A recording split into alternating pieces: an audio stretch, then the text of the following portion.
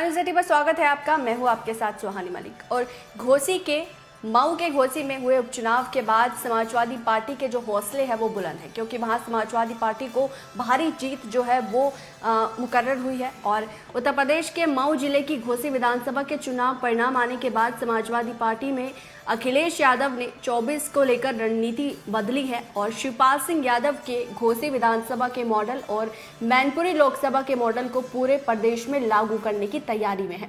अखिलेश यादव ने सपा के दलित नेताओं को गांव-गांव जाकर सामाजिक न्याय और सरकार की नीतियों की सच्चाई बताने का अभियान चलाने का फैसला किया है। अखिलेश यादव ने जिलेवार समीक्षा बैठक की, जिसमें सभी सेक्टर प्रभारी के नेतृत्व में दलित नेताओं को आगे किए जाने का फैसला किया गया है। अल्पसंख्यक के साथ ओबीसी वर्ग का रिझाने की कोशिश सपा पिछले कुछ महीनों से करती आई है। अब दलित वर्ग पर फोकस है, इसलिए अखिलेश यादव ने घोसी विधानसभा की जीत का मॉडल सभी लोकसभा सीटों पर बताने के लिए दलित नेताओं को आगे किया है। दरअसल 22 के चुनाव में दलित वर्ग का अधिकांश वोट बीजेपी को मिला। अब सपा फ्री राशन और किसानों को मिलने वाली आर्थिक मदद की सच्चाई दलित वर्ग के सामने रखकर उन्हें जोड़ना चाहती है। सपा की तरफ से खासकर उन नेताओं को जिम्मेदारी दी गई जो बसपा में कभी रहे हैं, और अन्य दलित नेताओं को भी विशेष रूप से तवज्जो दी जाती है।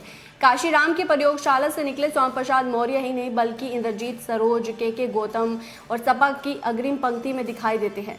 पार्टी के फ्रंटल संगठन की मान्यता मिलने के बाद बाबा साहब वाहिनी की ओर से पूरे प्रदेश में संविधान बचाओ कार्यकर्ता प्रशिक्षण शिविर लगाया जा रहा है। अब आने वाले दिनों में दलित वर्ग के वरिष्ठ नेता जिलों में समीक्षा बैठक करेंगे, सेक्टर में जाकर घोसी विधानसभा जीत के मॉडल को बताएंगे, गांव-गांव जाकर जो मुद्दे हैं बीजेपी के, उन मुद्दे को फैलाएंगे। समाजवादी पार्टी अब काशीराम के जरिए दलित एजेंडे को धार देगी।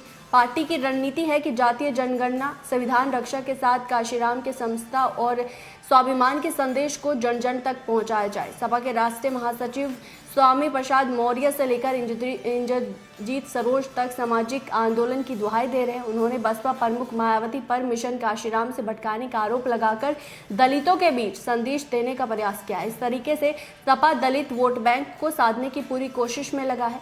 सपा की रणनीति है कि 22 के चुनाव में मिले करीब 36% वोट बैंक पे 5 से 7% अतिरिक्त वोट जोड़ा जाए, जो बीजेपी से मुकाबला करने में इससे आसानी होगी। यूं तो दलितों में जाटव की आबादी अधिक होने के साथ ही समाज में सबसे ज्यादा प्रभावशाली भी है। बसपा अध्यक्ष मायावती भी जाटव है, इसलिए सपा गैर जाटव दलित वोट बैंक को लुभाने की कोशिश में लगी है। इस वोट बैंक पर बीजेपी की भी नजर है। साथ ही सपा मायावती को सीधे निशाने साधने से बच रही है। हालांकि वो ये संदेश देने की कोशिश जरूर कर रही है कि मायावती परोक्ष रूप से बीजेपी को फायदा पहुंचा रही है। सपा ने बसपा के कई प्रमुख नेताओं को अपनी पार्टी में न सिर्फ शामिल कराया, साथ ही उन्हें संगठन में पद देकर सम्मान भी दिया। 9 बार के दलित विधायक अवधेश प्रसाद को विधानसभा में अखिलेश अपने बगल की सीट देकर मंशा साफ कर चुके हैं कि वो लंबी राजनीति लड़ाई की तैयारी कर रहे हैं। और अब पूरी तरीके से घोसी चुनाव के बाद सपा की जो रणनीति है वो बदली है। अखिलेश यादव जानते हैं कि अगर उन्हें 24 का जो मुकाबला है वो जीतना है, 24 के किले को फतेह करना है, तो उन्हें ज़मीनी स्तर पर भी नेताओं को जनता से जोड़ना होगा और वो तमाम मुद्दे जिसमें बीजेपी फेल रही है उन्हें जनता तक पहुंचाना होगा, ताकि उसका फ़ायदा गठबंधन या फिर सपा को मिल सके। बहरहाल इस रिपोर्ट पर आपकी क्या राय है, आपको क्या लगता है, वो ज़रूर कमेंट बॉक्स में बताएगा। मेरे साथ फिलहाल इतना ही, मुझे दीजिए इजाज़त, नमस्कार।